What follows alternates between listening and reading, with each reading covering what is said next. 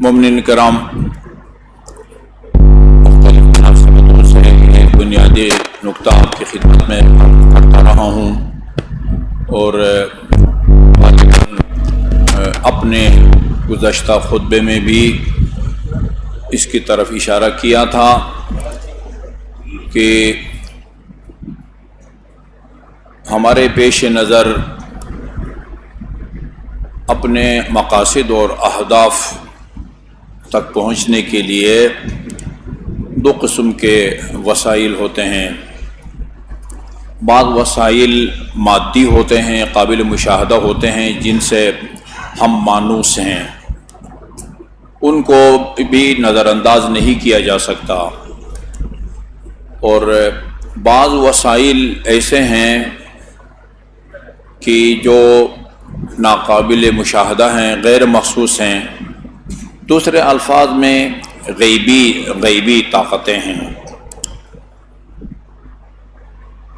آسمانی ادیان کے قائل انسان جہاں اپنے مقاصد تک پہنچنے کے لیے مادی اور قابل مشاہدہ وسائل کا سہارا لیتا ہے، وہاں اللہ کے حکم سے وہ غیر محسوس اور ناقابل مشاہدہ اور غیبی سہاروں کا بھی، غیبی طاقت کا بھی سہارا لیتا ہے، جس کی بہت زیادہ تاکید کی گئی ہے۔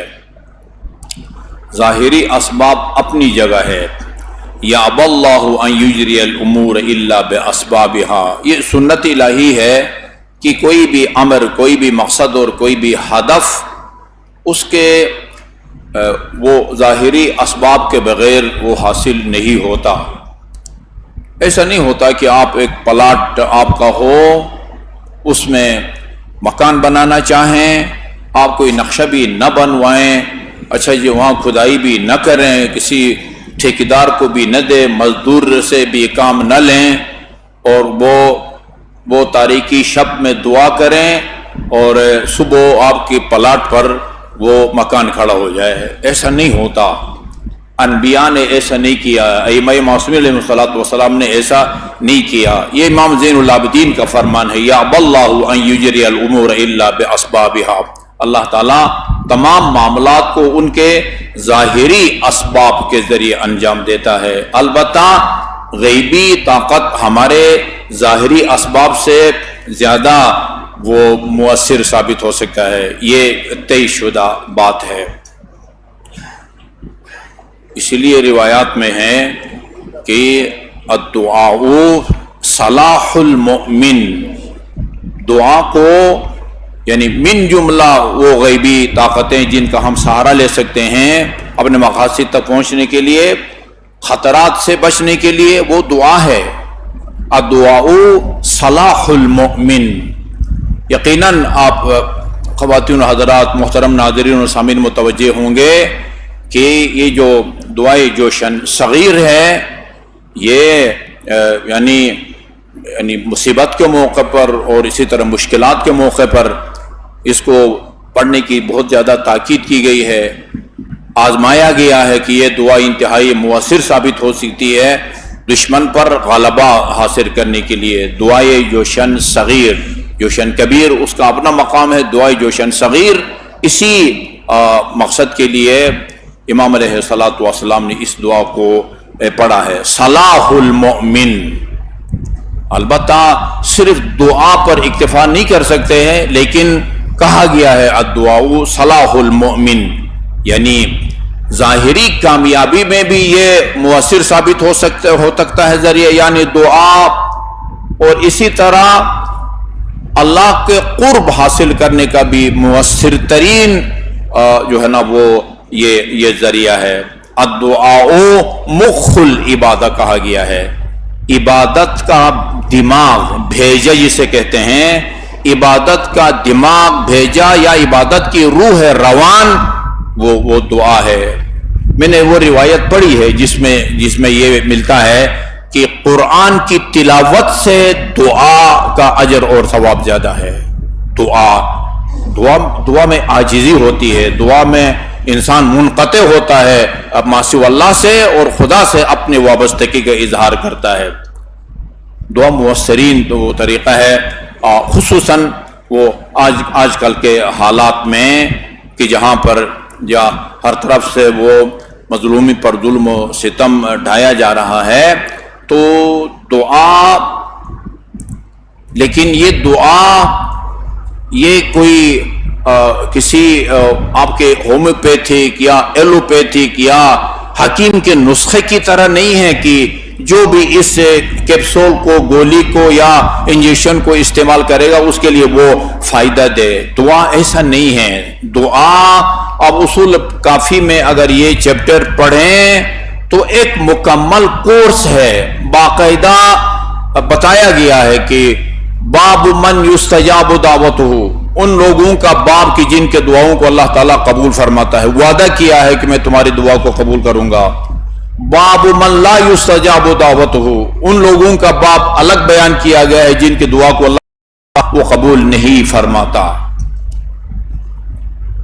جن کی دعا قبول نہیں ہوتی، امام جعفر صادق علیہ السلام کے فرمان کے مطابق، اللہم صلی اللہ محمد وعلی محمد، من اراد ان یستجاب دعوتہ فلیطب مکسبہ ومطعمہ، جو شخص یہ چاہتا ہے کہ میری دعا خدا کے بارگاہ میں قبول ہو، اسے چاہیے کہ حلال ذریعے سے کمائے، کوئی ناجائز کاروبار نہ کرے، کوئی منشیات کا کاروبار نہ کرے، سود وغیرہ کے ذریعے نہ کمائے، رشوت کے ذریعے جو ہے نا وہ نہ کمائے، ذریعہ یہ معاش حلال ہونا چاہیے نمبر ایک۔ وہ مطعمہ، حلال طریقے سے بھی اگر آپ کما کے لاتے ہیں تو پھر اس کو پاک کر کے کھائیں، بے شک حلال ہے، جائز کاروبار کیا ہوا ہے، ایک جائز نوکری اور ملازمت کرتے ہیں اور حلال کی کمائی سے خرید کے بازار سے چیزیں لاتے ہیں، گوشت لاتے ہیں اور چیزیں لاتے ہیں، لیکن ان کو بالفرض اگر وہ ناپاک ہے تو اس کو پاک کرنا چاہیے۔ حرام کا لقمہ بے شک وہ پاک ہو۔ یہ بہت سارے مومنین ان دو چیزوں میں وہ تمیز کرنے میں ان کو غلطی ہو جاتی ہے کہ حلال اور پاک، اسی طرح ناپاک اور حرام۔ ایسا نہیں کہ جو بھی حرام ہو وہ ناپاک ہو، مٹی حرام ہے لیکن وہ پاک ہے۔ اچھا، اسی طرح یہ آپ کا جو الکوہل ہے، الکوہل وہ پاک ہے لیکن اس کا کھانا وہ حرام ہے۔ یہ کوئی ناپاک ہونا اور حرام ہونا یہ کوئی لازم ملزوم نہیں ہے۔ حلال کی کمائی سے وہ چیز خریدو اور اس کو پاک کر کے کھاؤ۔ من اراد ان یستجاب دعوتہ فلیطب مکسبہ ومطعمہ، جو شخص یہ چاہتا ہے کہ میری دعا خدا کی بارگاہ میں قبول ہو، اسے چاہیے کہ وہ کسب جو ذریعہ معاش ہے اس کو بھی جائز وہ اپنائے اور جو خرید کے لاتا ہے اس کو بھی پاک کر کے کھائے۔ یہی وجہ ہے صادق محمد علیہ السلام سے جب کسی نے پوچھا کہ دعا قبول نہیں ہوتی، کہا کس طرح قبول ہو؟ کہ پیٹ میں بھی وہ حرام ہے اور پتہ نہیں پشت پر بھی وہ حرام ہے۔ اس کا مطلب یہ ہے کہ یعنی لباس کا بھی پشت پر کیا حرام، پشت پر وہ کیا حرام ہو سکتی؟ پیٹ میں تو وہ لقمہ حرام ہے، پشت پر بھی اگر یعنی لباس بھی حرام ہو وہ بھی استجابت دعا اور دعا کے قبول ہونے میں وہ رکاوٹ بن سکتی ہے۔ اکثر اوقات ہر شخص اظہار کرے یا نہ کرے زبان سے، ہر شخص کے دل میں یہ سوال پیدا ہوتا ہے کہ اللہ تعالیٰ نے وعدہ فرمایا ہے دعا کرو میں تمہاری دعا کو قبول کروں گا، بہت ساری دعائیں مانگتے ہیں، ہماری دعا کیوں قبول نہیں ہوتی؟ اگر استجابت دعا کے شرائط کو پڑھیں اور دعا کے قبول ہونے کی راہ میں رکاوٹ چیزوں کا مطالعہ کریں پھر یہ سوال پیدا نہیں ہوگا۔ لیکن کسی بھی ہر حالت میں دعا فائدہ سے خالی نہیں ہے، اس لیے کہ امیر المومنین علیہ السلام نے استجابت دعا کی کئی صورتیں بتائی ہیں۔ بعض اوقات دعا قبول ہوتی ہے، یعنی اللہ وہی آپ کا مطالبہ پورا کر دیتا ہے جو آپ نے اللہ تعالیٰ سے کیا ہوا ہے. نوکری کی دعا کی ہے، اولاد کی دعا کی ہے، امتحان میں کامیابی کی دعا کی ہے، وسعت رزق دعا کی ہے، یہی حاجت پوری کر دیتا ہے اللہ تعالیٰ. بعض اوقات نہیں، یہ حاجت پوری نہیں ہوتی، لیکن ہوتی ہے، لیکن تاخیر سے ہوتی ہے. کبھی وہ بر وقت پوری ہوتی ہے، کبھی تاخیر سے پوری ہوتی ہے، اور کبھی وہ پوری نہیں ہوتی، لیکن ایک آنے والی مصیبت، ایک آنے والی بلا جس کی طرف بالکل ہم متوجہ نہیں ہیں، وہ ٹل جاتی ہے. اگر یہ دعا ہم نے نہ کی ہوتی، وہ مصیبت اور بلا ہم پر وہ نازل ہو جاتی. اور آخری صورت استجابت دعا یہ ہے کہ اللہ مصلحت اس میں سمجھتا ہے، اپنے دعا گو بندے کی مصلحت اس میں سمجھتا ہے کہ اس کی دعا دنیا میں بالکل قبول نہ ہو، نہ فوری طور پر نہ تاخیر سے، بلکہ اس کی مانگی گئی دعاؤں کا اجر اور ثواب روز قیامت دے. لہذا بہت ساری روایات کے مضمون ہے کہ انسان کو روز قیامت جب ان دعاؤں کی کا ثواب دیا جائے گا یا ملے گا جو اس نے مانگی تھی اور دنیا میں قبول نہیں ہوئی تھی، تمام استجابت دعا کے شرائط موجود تھے، اس کے باوجود دعا قبول نہیں ہوتی ہے، اور اس کا اجر روز قیامت انسان کو دیا جاتا ہے. انسان جب اپنی وہ مسترد، بظاہر مسترد دعاؤں کا اجر روز قیامت پائے گا، وہ تمنا کرے گا کاش میری کوئی دعا قبول نہ ہوتی اور سب دعاؤں کا اجر اللہ تعالی مجھے روز قیامت اجر اور ثواب کی صورت میں وہ عطا فرماتا. اللہ تعالی ہمیں اس سے انتہائی مؤثر اسلحہ سے بھرپور، خصوصاً ان ناگوار حالات میں بھرپور استفادہ کی توفیق عطا فرمائے. اعوذ باللہ من الشیطان اللعین الرجیم، بسم اللہ الرحمن الرحیم. والعصر ان الانسان لفی خسر الا الذین آمنوا وعملوا الصالحات وتواصوا بالحق وتواصوا بالصبر.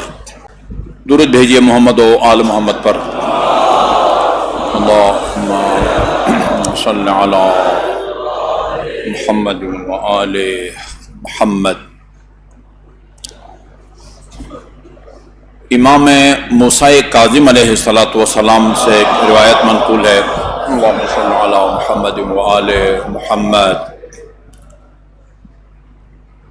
رئی جس کو آج کل شاہ عبدالعظیم کہتے ہیں، قم اور تہران کے درمیان میں واقع ہے، جس کی وہ گورنر شپ کے لالچ میں عمر بن سعد نے نواسۂ پیغمبر کو شہید کیا.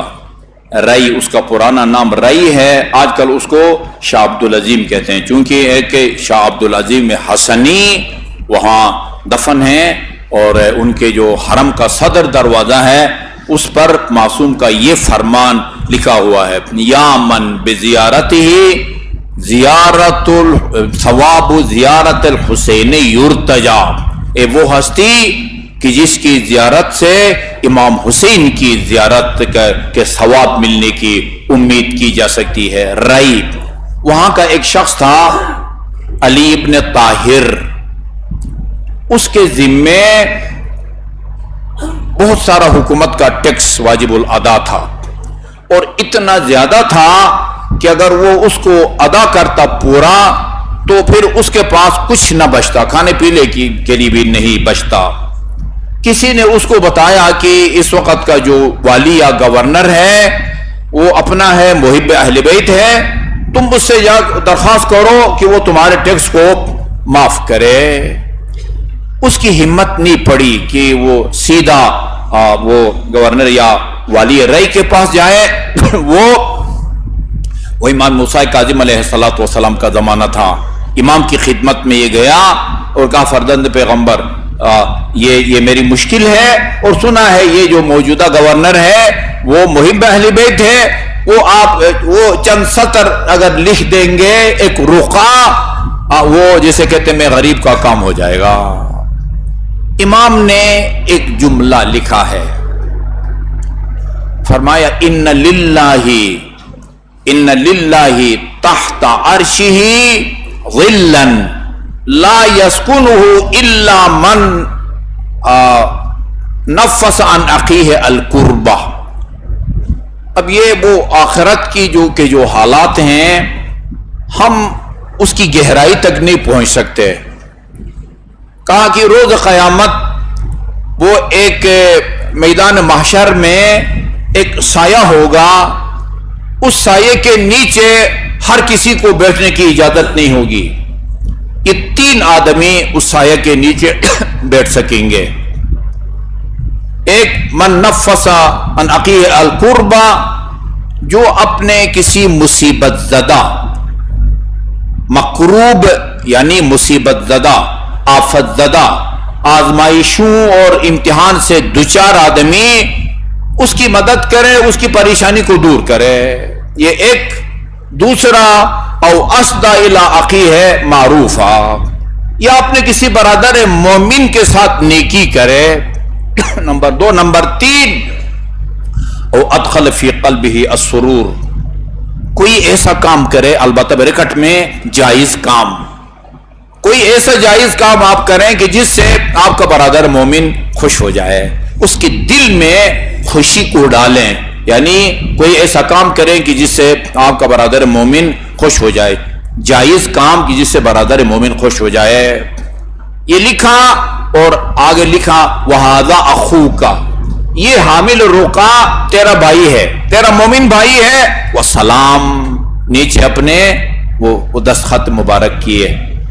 یہ بندہ لے کے آیا گورنر ہاؤس، دروازہ کھٹکھٹایا، یا جو بھی اس زمانے میں وہ تھا طریقہ، آج کل تو بیل دیتے ہیں. وہ جو دربان تھا اس نے دروازہ کھولا کہ کہا آپ کون ہیں؟ کہا رسول موسیٰ. ہاں، موسیٰ ہمارے ساتھوں امام کا نام ہے، کاظم لقب ہے، اور موسیٰ آپ کا اسم گرامی ہے. کہا کہ میں موسیٰ کا نمائندہ ہوں، موسیٰ کا خط اور لیٹر لے کے آیا ہوں. یہ لیٹر لے کے گورنر کے پاس پہنچا. کہا کہ وہ گیٹ پہ ایک بندہ ہے، اپنے آپ کو رسول موسیٰ کہتا ہے. جیسے ہی سنا اس نے موسیٰ کا نام، پا برہنا، ننگے پاؤں دوڑتا ہوا آیا، اس کو خط یا رخا کو لیا، اس کو بوسہ دیا، آنکھوں سے لگایا، اور اس کو لے جا کے وہ اپنے کمرے میں یا بیٹھک جو بھی آپ کہیں اس کو بٹھایا. کہ پوچھا کہ کس کام سے آئے ہو، کہ تمہارا کیا مسئلہ ہے، کیا مشکل ہے. اس نے اپنی مشکل بتائی.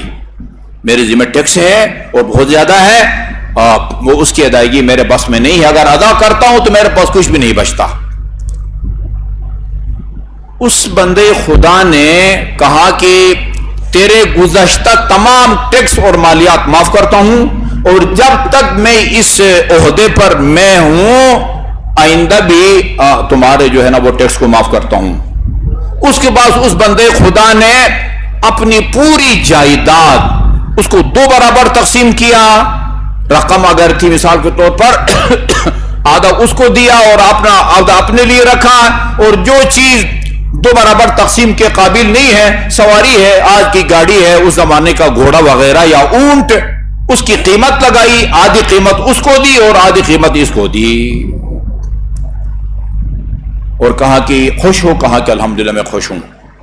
امام علیہ الصلوۃ والسلام کی خدمت میں یہ جاتا ہے، اور یہ ساری رویدات جس طرح وہ پیش آیا امام کی خدمت میں بیان کیا. اس نے پوچھا امام علیہ الصلوۃ والسلام سے کہ مولا آپ اس سے راضی ہیں؟ کہا کہ اس بندے خدا سے جس نے تمہاری مدد کی ہے خدا بھی خوش ہے، امیر المومنین علیہ الصلوۃ والسلام بھی خوش ہے، اور میں بھی خوش ہوں، میں بھی خوش ہوں. اس روایت مختصر روایت میں جو وہ مقروب ہے اور نفس عنہ قربتن، یہ میری گفتگو کا محور ہے. کسی بھی زمانے میں کسی مجبور، مصیبت زدہ اور بے سہارا آدمی کی مدد، وہ معصوم کا فرمان کسی خاص زمانہ یا علاقے کے لیے نہیں ہوتا. یہ جملہ کئی دفعہ عرض کر چکا ہوں. خدا کا فرمان ہو، رسول کا فرمان ہو یا امام معصوم کا فرمان، وہ فارمولا ہوتا ہے. فارمولا ہر زمانے کے لیے ہوتا ہے اور ہر جگہ کے لیے بھی ہوتا ہے. جو بھی یہ کام کرے وہ اس صلہ اور ثواب کا وہ حقدار بنتا ہے. ابھی وقت کا تقاضا ہے کہ ہم دیکھیں کہ ہمارے گرد پیش میں کیا ہو رہا ہے، کیا ظلم و ستم جو ہے نا وہ ڈھایا جا رہا ہے، خصوصاً فلسطین کے حوالے سے۔ یہ ایک المیہ ہے کہ میڈیا، جس کے پاس میڈیا ہے وہ بہت جلدی اپنا مقصد دنیا کے کونے کونے میں پہنچانے میں کامیاب ہو جاتا ہے۔ یہ غزہ جن حالات سے گزر رہا ہے اور فلسطینی بھائی جن حالات سے گزر رہے ہیں، وہ آپ دیکھتے ہیں کسی نہ کسی طریقے سے بہرحال وہ خبریں منتشر ہو جاتی ہیں، کسی نہ کسی طریقے سے منتشر ہو جاتی ہیں، آپ تک وہ پہنچ جاتی ہیں، آپ احتجاج بھی کرتے ہیں جی، اور جو کچھ آپ کے بس میں ہوتا ہے ان کی مدد کے حوالے سے بھی اقدام کرتے ہیں۔ لیکن بعض یعنی حالات ایسے ہوتے ہیں یا بعض علاقے ایسے ہوتے ہیں جہاں تک کسی صحافی کی بھی رسائی نہیں ہوتی اور لوگوں کو نہیں پتا ہوتا کہ وہ ان مظلوموں پر اس وقت کیا گزر رہی ہے۔ میرا اشارہ پارا چنار کی طرف ہے۔ یہ جو واقعہ ہوا ہے، اس سے پہلے واقعے میں وہاں سے مرکزی انجمن کے ذمہ دار افراد میرے پاس یہاں لے کے آئے تھے، شہداء کی فہرست لے کے آئے تھے، مجروحین کی فہرست لے کے آئے تھے، جو حضرات شہید ہوئے ہیں اور ان کے جو متصل خاندان ہیں، بچے ان کے یتیم ہو گئے ہیں، ان کی بیویاں وہ بیوہ ہو گئی ہیں، اور ان کو پیچھے وہ مزدور ہے جو شہید ہو گیا ہے اور اس کے بیوی بچوں کا کوئی پرسان حال نہیں ہے۔ جہاں ظلم ہوا ہے وہ ایک الگ المیہ ہے، ہر طرف سے ان کا محاصرہ ہے، اور نہ ان تک کوئی وہ کھانے پینے کی چیزیں پہنچتی ہے، نہ ادویات ان تک پہنچتی ہیں۔ ستم بالائی ستم یہ ہے کہ کسی کو خبر بھی نہیں ہے کہ وہاں کیا ہو رہا ہے، اٹھ کے کوئی آ کے بھی وہاں کے حالات سے آپ کو آگاہ نہیں کر سکتا ہے، کوئی ایمبولنس بھی محفوظ نہیں ہے راستے کے اندر، بہت سارے جن کی حالت نازک ہے اور ان کو لایا گیا ہے، وہ پشاور میں بہت سارے زیر علاج ہیں، وہ میری اور آپ کی وہ ذمہ داری بنتی ہے کہ وہ ان کی خبر لیں۔ مجھے سارے اپنی تفصیلات بتا کے گئے ہیں کہ اتنے شہید ہیں، اتنے اس پہلے واقعہ میں، یہ کل دوبارہ جو واقعہ ہوا ہے مجھے کوئی تفصیلی رپورٹ نہیں ملی ہے کہ اس میں کتنے شہید ہوئے ہیں، وہ کتنے مجروح ہیں، اور جو مجروح ہیں وہ کس حالت میں ہیں۔ ہماری روایات میں ہے مظلوم کافر بھی ہو تو اس کی مدد کرو، کافر پر بھی ظلم ہو رہا ہو تو اس کی مدد کرو، مسلمان پر ظلم ہو رہا ہو جی اس کی مدد جو ہے نا وہ ہماری ذمہ داری بنتی ہے۔ کافر کی مدد ایک انسان کے اوپر حق کے حوالے سے ہے، مسلمان کی مدد اس پر اگر ظلم ہو رہا ہو مسلمان کے اوپر واجب الادا حق کے حوالے سے ہے، اور اگر کسی مومن پر ظلم ہو رہا ہو یقینی بات ہے کہ وہ کافر اور مسلمان کے حق سے زیادہ سنگین حق ایک مومن کے ذمہ واجب الادا ہے۔ میں دو مختصر روایات کو نوٹ کر کے لایا ہوں، اوپر رہ گئی ہے اس میں، اللہم صلی اللہ علی محمد وعلی محمد۔ امام زین العابدین علیہ الصلوۃ والسلام کا عجیب فرمان ہے، فرمایا اللہم انی، وہ توجہ سے سنیے گا، اللہم انی اعتذر بمظلوم ظلم بحضرتی فلم انصرہ۔ تین اعمال کہ جن کو ہم کوئی اہمیت نہیں دیتے، ان کو امام علیہ الصلوۃ والسلام گناہ کی نگاہ سے دیکھتے ہیں اور اللہ تعالیٰ سے معافی مانگتے ہیں۔ اللہم انی اعتذر بمظلوم ظلم بحضرتی فلم انصرہ، خدایا میں اس سے اپنی کوتاہی کی معافی مانگتا ہوں کہ میرے سامنے مجھے دکھا کے یا مجھے سنا کے کسی پر ظلم کیا جائے لیکن میں نے اس کی مدد نہ کی ہو، اس کوتاہی کی میں معافی مانگتا ہوں اور معذرت چاہتا ہوں۔ ومن मारूफन उसदिया इलैया वलम अशकुर हूं, और इस कोताही से भी माफी मांगता हूं कि किसी ने मेरे साथ नेकी की हो और मैंने उसकी नेकी का शुक्रिया अदा न किया हो। इसको भी इमाम अलैहिस्सलातु वस्सलाम वो गुनाह की निगाह से देखते हैं, अल्लाह ताला से तलब मगफिरत करते हैं। और आखिरी चीज अजीब है, यानी ये ऐसा नापसंदीदा अमल है कि लोग उस नापसंदीदा अमल को अंजाम देके फख्र महसूस करते हैं। अल्लाहुम्मा इन्नी अअतज़िरु इलैका बिमुसीइन इअतज़र इलैया फलम अअज़रहु, खुदाया मैं इस कोताही या अपनी गलती से भी माफी मांगता हूं।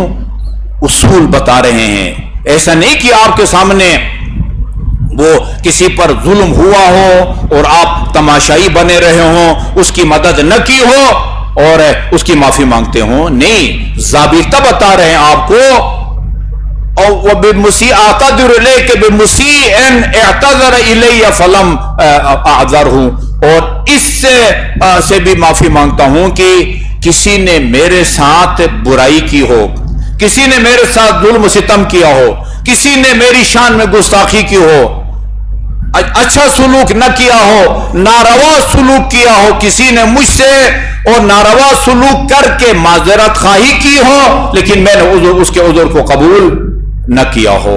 बहुत लोग बड़े फख्र से कहते हैं कयामत तक माफ नहीं करूंगा। ये कोई आपने तलवार नहीं मारी भाई किसी को कयामत तक माफ न करके। खुदा कुरान में फरमाता तुम माफ करो मैं भी माफ करूंगा, तुम माफ नहीं करोगे लोगों को मैं भी तुम्हें माफ नहीं करूंगा। यह अजीब बात है।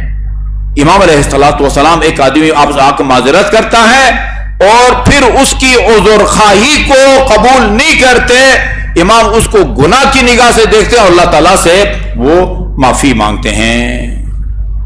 ये हमारे सामने से मुराद ये नहीं है कि हम मस्जिद इमाम सादिक में बैठे हैं और हमारे सामने वो एक आदमी को लोग चारों तरफ से घेर के मार रहे हैं, जुल्म कर रहे हैं और हम उसकी मदद न करें। नहीं, वो दुनिया में कहीं भी हो रहा, बेहदरती का मतलब ये नहीं कि मेरे सामने चार दीवारी के अंदर, यानी मुझे पता चले वो आपके मुल्क के किसी भी कोने में हो, दुनिया के किसी भी कोने में अगर कोई जुल्म हो रहा हो और मैंने उस मजलूम की नुसरत और मदद की कुदरत के बावजूद उसकी मदद में मैंने कोताही की हो, इसको मैं एक गुनाह समझता हूं और तेरी जात से उसकी वो माफी मांगता हूं।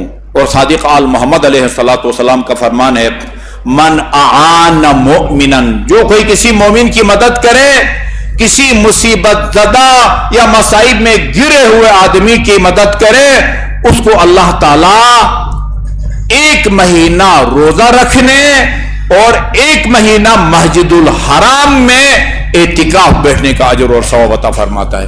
1 महीना रोजा और मस्जिदुल हराम में 1 महीना एतिकाफ का अजर और सवाब अता फरमाता है।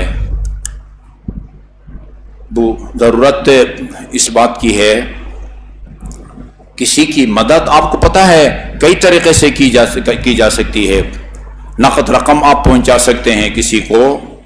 ये हम बैठ के वो गज़ा के मजलूमीन और पारचिनार के मजलूमीन की उनकी मजलूमियत की दास्तान लोगों के सामने बयान करें। ये लाइव अगर हमारा खुतबा जा रहा है, वो दुनिया के मुख्तलिफ ममालिक तक अगर ये आवाज जाती है, यही मजलूमीन की नुसरत और मदद हमारे वो बस में है। इस्लामी ममालिक के हुक्मरानों की बस में यह है कि वो उनकी मदद करें, माली मदद करें, मसलन उनकी तरफ अफरादी कुव्वत जो है ना वो उन तक पहुंचाएं। वो मेरे और आपके बस में नहीं है, मेरे और आपके बस में है हस्ब तौफीक चंदा भी जमा करके इन मजलूमों की मदद करें आवाज के जरिए। ये भी एक पैगाम पहुंचाने का, उनकी हालात को दुनिया तक पहुंचाने का जरिया है।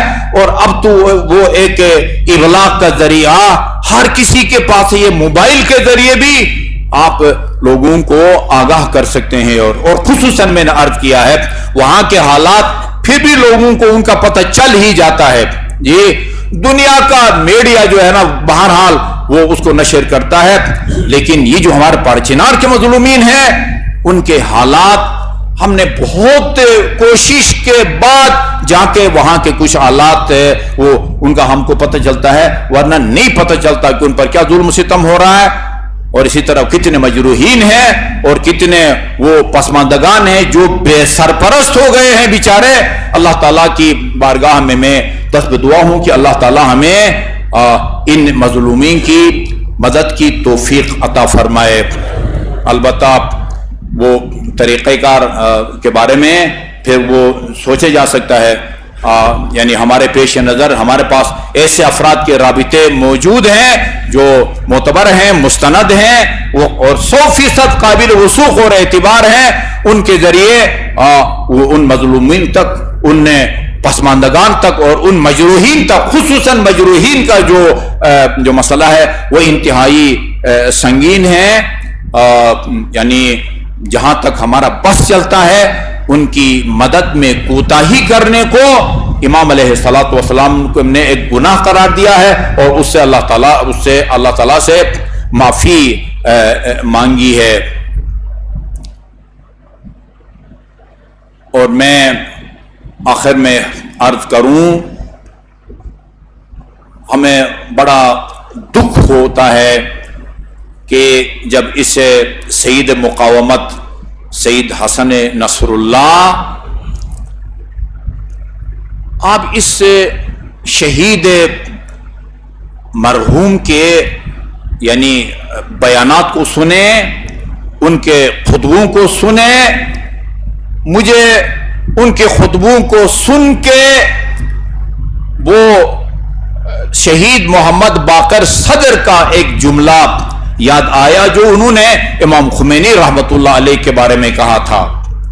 فرمایا تھا ذوبو، ذوب زے واو اور بے، ذوب پگھلنے کو کہتے ہیں، برف مثلا اگر پگھل جائے اس کے لیے یہ لفظ استعمال ہوتا ہے۔ نمک آپ ڈال دیں، چینی آپ ڈال دیتے ہیں وہ اپنے اس میں پیالے میں یا گلاس میں، تو وہ چینی حل ہو جاتی ہے۔ ذوب کا معنی پگھلنا یا حل ہو جانا ہے۔ ذوبو فی الخمینی کما ذابہ فی الاسلام، فرماتے ہیں کہ جس طرح خمینی اسلام میں تحلیل ہو گیا ہے اور وہ یعنی ضم ہو گیا ہے، اسی طرح تم خمینی میں جو ہے نا اس طرح وہ تحلیل ہو جاؤ۔ یہ حسن نصر اللہ رضوان اللہ تعالی علیہ ان کے خطبوں میں سنیں، وہ حسینیت میں ڈوبے ہوئے تھے یہ بندے خدا۔ ان کے تمام خطبوں کو آپ دیکھیں، ان کی تمام تحریک کا محور امام حسین علیہ الصلوۃ والسلام کے وہ خطبات تھے۔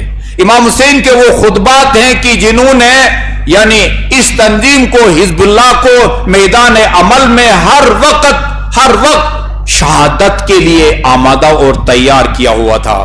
خود ان کو بھی اور پورے لبنان کے مجاہدین کو اور خصوصاً حزب اللہ کو امام حسین علیہ الصلوۃ والسلام۔ اما ترون ان الحق، یہ نعرے ہیں دنیا کے تمام حریت پسندوں کے لیے امام علیہ الصلوۃ والسلام کے۔ یہ میں نے پڑھا ہے، وہ گاندھی نے وہ اپنے ایک سیاسی جلسے میں یہ کہا تھا کہ اگر تم یہ چاہتے ہو کہ تمہارا ملک مستحکم ہو اور تمہارا ملک کامیاب ہو تو وہ حریت پسندوں کی امام حسین علیہ الصلوۃ والسلام کے نقش قدم پر چلو، جو خدا کو بھی نہیں مانتا، رسول کو بھی نہیں مانتا، اور ان کو امام کو حریت پسندوں کا وہ امام مانتا ہے۔ یہ شخص حسینیت کے اندر ڈوبے ہوئے تھے، حسینیت کے اندر تحلیل ہو گئے تھے، اور دنیا کو پھر یہ درس دیا ہے، درس شجاعت کا اور قربانی کا اور دلیری کا درس دے کے گیا ہے۔ اللہ تعالیٰ اس کو شہدائے کربلا کے ساتھ اور ان کے ساتھیوں کو شہدائے کربلا کے ساتھ محشور فرمائے، مجروحوں کو شفائے کامل اور عاجل عطا فرمائے، اور ہم سب کو اس حوالے سے اپنی مقدور بھر ذمہ داریوں کو پورا کرنے کی توفیق عطا فرمائے۔